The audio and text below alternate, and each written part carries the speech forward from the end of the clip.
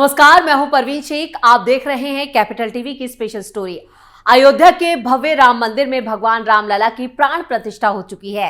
23 जनवरी से राम मंदिर को दुनिया भर के श्रद्धालुओं के लिए खोल दिया गया। भक्त अपने आराध्य का दर्शन करने के लिए बेसब्री से इंतजार कर रहे थे। 23 जनवरी को सुबह से ही राम मंदिर के पास बड़ी संख्या में भक्त कतारों में खड़े नजर आए।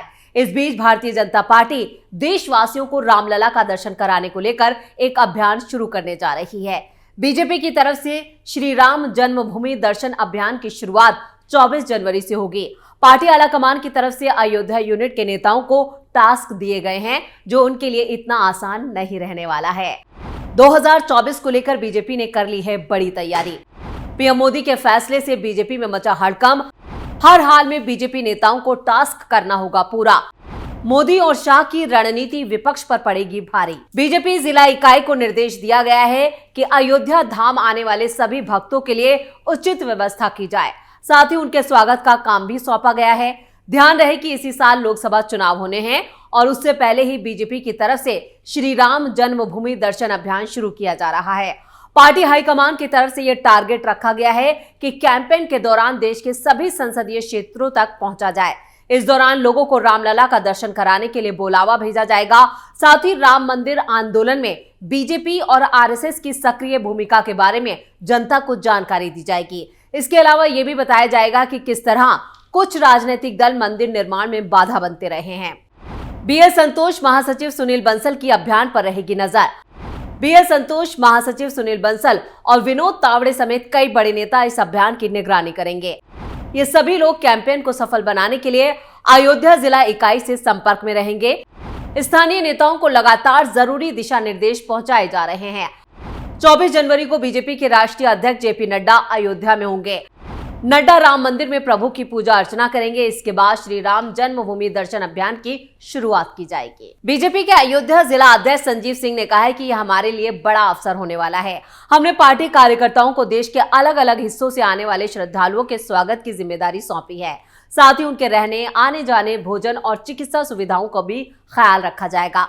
इधर अयोध्या में श्री राम जन्मभूमि मंदिर का उद्घाटन संपन्न हो चुका है। पीएम मोदी पर राम मंदिर उद्घाटन समारोह का राजनीतिक लाभ उठाने का आरोप लगातार विपक्ष लगा रहा है। वैसे इसमें कोई दो राय नहीं हो सकती कि बीजेपी को इस समारोह का राजनीतिक लाभ आने वाले लोकसभा चुनावों में मिलेगा। बीजेपी राम मंदिर को मुद्दा बनाकर चुनाव लड़ती रही है। अगर इस मुद्दे पर वो वोट मांगती है तो इसके लिए उसकी आलोचना करने का कोई तुक नहीं रह जाता। लोकतंत्र में राजनीतिक जीत हार के लिए इस तरह के मुद्दों को राजनीतिक पार्टियां भुनाती रही हैं। 1984 में तत्कालीन प्रधानमंत्री इंदिरा गांधी की हत्या के बाद कांग्रेस ने भी उनकी शहादत को इसी तरह भुनाया था। राम जन्मभूमि का मुद्दा तो करोड़ों हिंदुओं की श्रद्धा से जुड़ा है। जाहिर है कि 500 सालों के संघर्ष के बाद मिली इस सफलता को बीजेपी ने जश्न में बदल दिया है।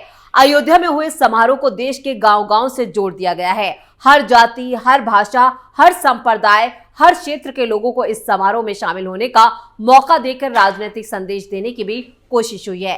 फिलहाल अयोध्या के इस समारोह ने कई राजनीतिक संदेश दिए हैं, जो भविष्य में बीजेपी और देश की दिशा तय करने वाले हैं।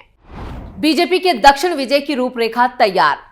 मोदी शाह ने एक्शन प्लान का कर दिया ऐलान। बीजेपी उत्तर भारत में अपना विजय पताका फहरा चुकी है। दक्षिण में लाख कोशिशों के बावजूद बीजेपी अपना स्थान नहीं बना पा रही है।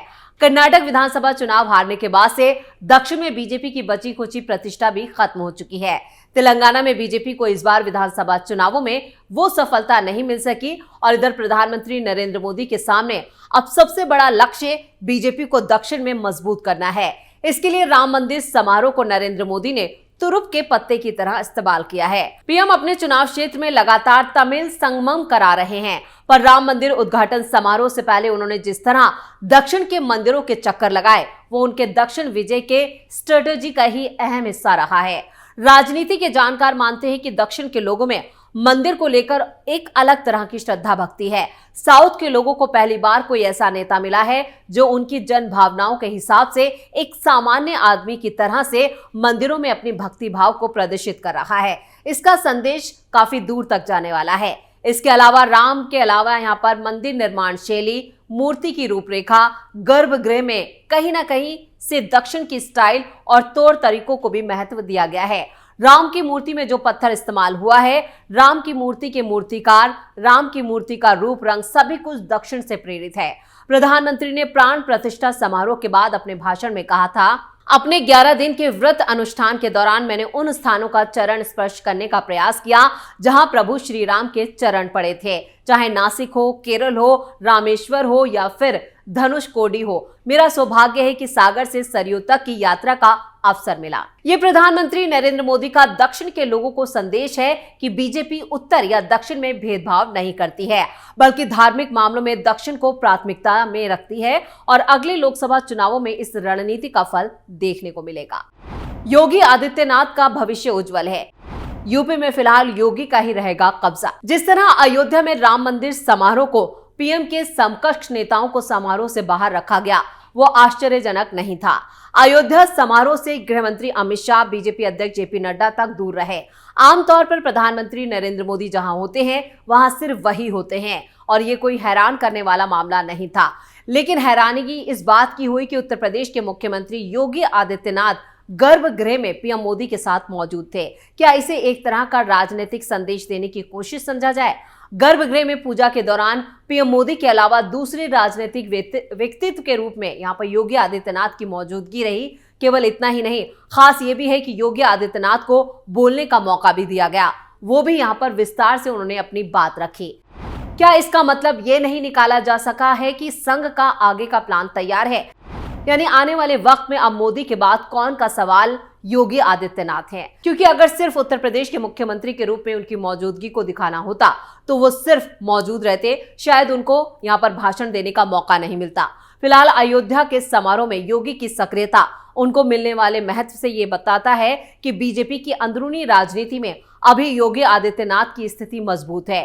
राम मंदिर को देश भर में मिले समर्थन ने यह तय कर दिया कि आने वाले लोकसभा चुनावों में बीजेपी का नारा अब की बार 400 पार पूरी तरह से सच होने वाला है। जिस तरह कांग्रेस शासित राज्यों और आम आदमी पार्टी झामुमो ने राम मंदिर समारोह को समर्थन दिया है, उससे तो यही लगता है कि विपक्ष नतमस्तक हो चुका है। ठीक 1984 वाली स्थिति है देश के सामने। इंदिरा गांधी की हत्या के बाद पूरे देश में इंदिरा की डेड बॉडी टीवी स्क्रीन पर कई दिनों तक लगातार दिखाई गई। कांग्रेस ने प्रचार के लिए गांव कस्बों में अस्थि कलश ठेले पर रखकर मातम धुन के साथ उसे घुमाती रही। इंदिरा की शहादत को कांग्रेस ने इस तरह भुनाया कि बड़े बड़े नेता चुनाव हार गए थे। उत्तर प्रदेश में चंद्रशेखर बलिया से, हेमवती नंदन बहुगुणा इलाहाबाद से चुनाव हार गए थे। मध्य प्रदेश में अटल बिहारी वाजपेयी और गुजरात में लाल कृष्ण आडवाणी चुनाव हार गए थे। इधर उत्तर प्रदेश में कांग्रेस को 85 लोकसभा सीटों में से 83 सीटों पर विजय मिली थी। सिर्फ चौधरी चरण सिंह अपनी लोकसभा सीट बागपत से बचा सके थे। तो राम मंदिर को लेकर जिस तरह देश भर में दिवाली मनाई गई, उससे तो ये तय है कि आने वाले चुनावी नतीजे वैसे ही होने वाले हैं। बीजेपी ने हिंदुत्व को पहले ओबीसी तक पहुंचाया, फिर एक ब्राह्मण और बनियों की पार्टी ने खुद को पिछड़ों की पार्टी बनाया। अब राम मंदिर समारोह के बाद पार्टी दलितों को भी अपने साथ जोड़ने में सफल होने वाली है। जिस तरह राम मंदिर समारोह में दलितों को महत्व मिला है, वो एक राजनीतिक संदेश है कि देश का हिंदू अब बदल रहा है। दलित वोटों की राजनीति भी अब बदलने वाली है। गर्भगृह में मुख्य पूजा के दौरान राम मंदिर की शिलान्यास करके चर्चा में आने वाले दलित कामेश्वर चौपाल का मौजूद रहना अपने हिंदू धर्म के लिए काफी खास है। राम मंदिर के पुजारियों में 2 दलितों को शामिल करना और 15 खास जोड़े जो यजमान की भूमिका में थे, उनमें काशी के डोम राजा सहित कई दलित और पिछड़ी जाति के लोगों को शामिल करके ये संदेश देने की कोशिश की गई कि हिंदू एक है। ये समारोह हिंदुओं में ऊंच नीच के भेदभाव को कम करने के लिए इतिहास में याद रखा जाएगा। संवैधानिक रूप से नहीं पर कार्यकारी रूप में भारत अब हिंदू राष्ट्र है। 2024 में फिर पीएम मोदी रचेंगे बड़ा इतिहास। अब तक देश का हर कार्यक्रम वैदिक मंत्र उच्चारण से शुरू होता था, पर सरकार इसमें इन्वॉल्व नहीं रहती थी। लेकिन राम मंदिर समारोह के लिए जिस तरह पीएम मोदी ने 11 दिन का व्रत रखा और सभी धार्मिक रीति रिवाजों को संपन्न किया, जिस तरह पीएम मोदी और यूपी के सीएम योगी आदित्यनाथ लगातार इस कार्यक्रम को सफल बनाने में लगे रहे, उससे एक संदेश ये भी जाता है कि हिंदू धर्म संवैधानिक रूप से नहीं पर कार्यकारी रूप से भारत का ऑफिशियल धर्म बन चुका है। ये सही है कि भारत में हिंदू धर्म को लेकर कोई संगठित चर्च जैसी सत्ता नहीं है, इसलिए राजा से ऊपर किसी धार्मिक पुरोहित के होने की आशंका भी नहीं है। भारत में सभी धर्मों के साथ समानता का भाव है और आगे भी रहेगा, इतना तो तय है। पर इस सभी धर्मों के बीच सनातन के महत्व को कम करके नहीं आंका जा सकेगा। सनातन की बलि पर अब दूसरे धर्मों को फलने फूलने का मौका नहीं मिलने वाला है। ये केवल बीजेपी की सरकार तक ही नहीं, हाल फिलहाल में दूसरे दलों की सरकार बनने पर भी नहीं बदलने वाला है। यानी सरकार अब चाहे कोई भी हो, लेकिन अब हिंदू धर्म यहां पर सर्वोपरि रहने वाला है। तो स्पेशल स्टोरी में इतना ही। आपको वीडियो कैसा लगा नीचे कमेंट बॉक्स में अपनी राय जरूर दें। वीडियो को लाइक और शेयर करें। कैपिटल टीवी को सब्सक्राइब जरूर करें। नमस्कार।